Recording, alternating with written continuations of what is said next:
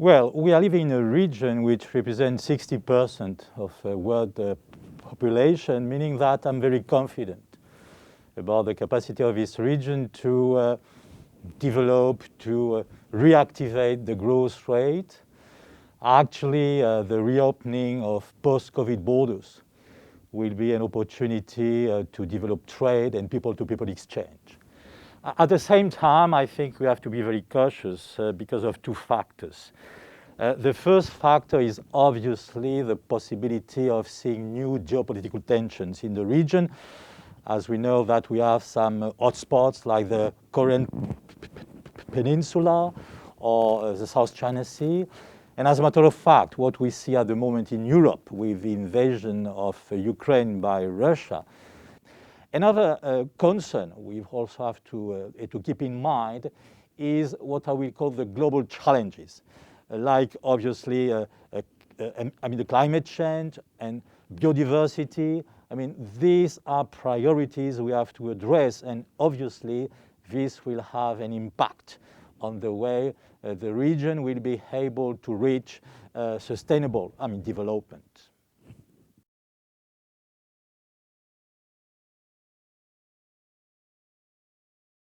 Well, I think there are a few challenges which are quite important. The first challenge for me would have to deal with biodiversity and zoonotic diseases.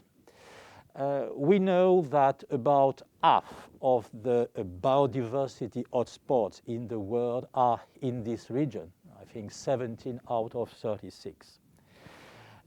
Human action, urbanization, the development of infrastructure, industrialization has a great impact, obviously, on nature.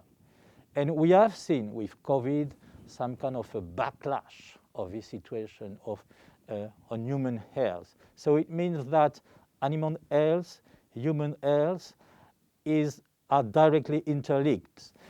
The second challenge is obviously to have an equal access to treatment and to vaccine.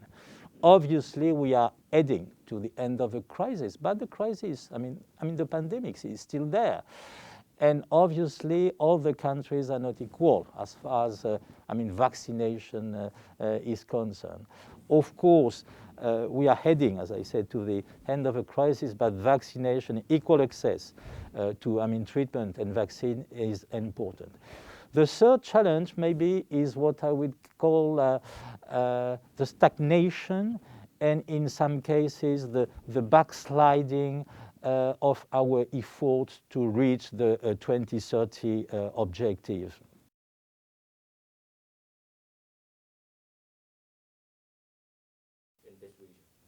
Well, obviously, it's a key role because ESCAP is the largest economic and social UN commission in the world.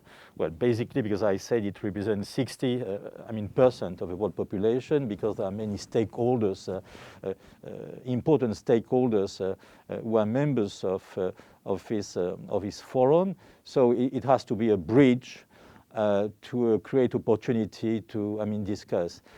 As a matter of fact, as the Prime Minister of Thailand eloquently said a couple of days ago when opening this session, ESCAP has to be a think tank. But if I may, I think that ESCAP is more than a think tank.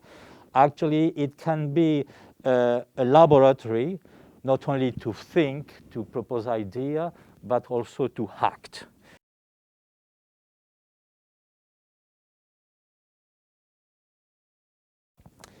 Well, let's say the first priority would be to insist on the importance of multilateralism.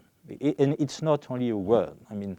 What we see at the moment with invasion of Ukraine by Russia and what we have seen also in the past leads me to think that multilateralism is not considered as a priority by all the members of international community. But it's the only way for us to work all together to achieve sustainable development. So this is clearly the top priority. The second, obviously, is to fight against, climate change. I will not elaborate on that, but it's a priority essential for all of us. A third priority would be probably to develop sustainable, modern, and quality infrastructures. And if you allow me, I would also like to mention the need of more gender equality.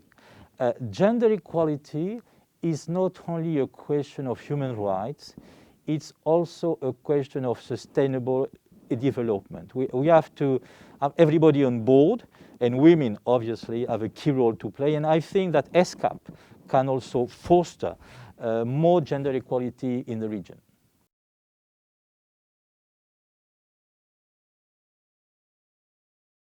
First, it showed us that if we want to be stronger, we have to work all together. So we are all on the same boat. So to fight COVID-19, eventually, if we succeed, it's because all the countries, all the stakeholders have been able to work all together. Second, it clearly showed us that we have to do more, as I said, in the sector of health, to be more agile, more reactive as far as emergency response is concerned, as far as the production of vaccines. So this is also a lesson from the COVID. And maybe the third lesson, obviously there is nothing better than direct social interaction, human contacts, people-to-people contacts. But at the same time, we learn from COVID that we can do a lot through virtual exchange. And of course, this had a good impact on the ecosystem. So, we have to find a good balance between direct people-to-people contact and virtual contacts.